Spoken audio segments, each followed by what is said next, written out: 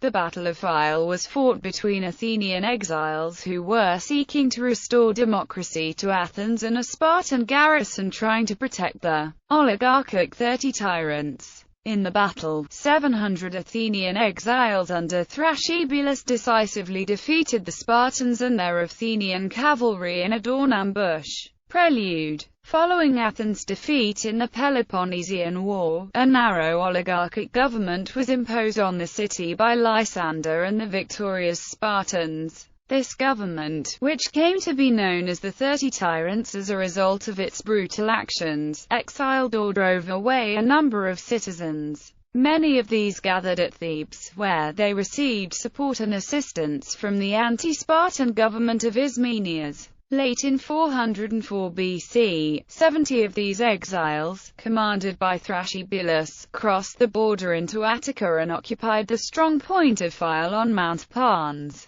The 30, seeking to dislodge this threat, marched out to attack Phyle, but, after an initial assault was repulsed, a snowstorm drove the force back to Athens. Meanwhile, more exiles began to arrive at Phyle, swelling the size of the force there. The 30 dispatched the Spartan garrison of Athens, along with an Athenian cavalry force, to keep a watch on Phyle and prevent the exiles from raiding the countryside. The battle. The Spartan force made its camp in a field 2 miles from Phyle, and from there kept a watch on the area. By this time, however, so many exiles had come to Phyle that Thrasybulus was now in command of a 700-man force. With this army, he came down from Phyle at night and surrounded the Spartan camp. At dawn, the exiles attacked, catching the Spartan force in the midst of waking up. A total rout ensued. 120 hoplites, just under a fifth of the Spartan force, were killed, as were 3 cavalrymen. The defeated force fled back to Athens in disarray. After pursuing for a mile, the victorious exiles returned to Phyle. Aftermath. This unexpected defeat shook the confidence of the government at Athens,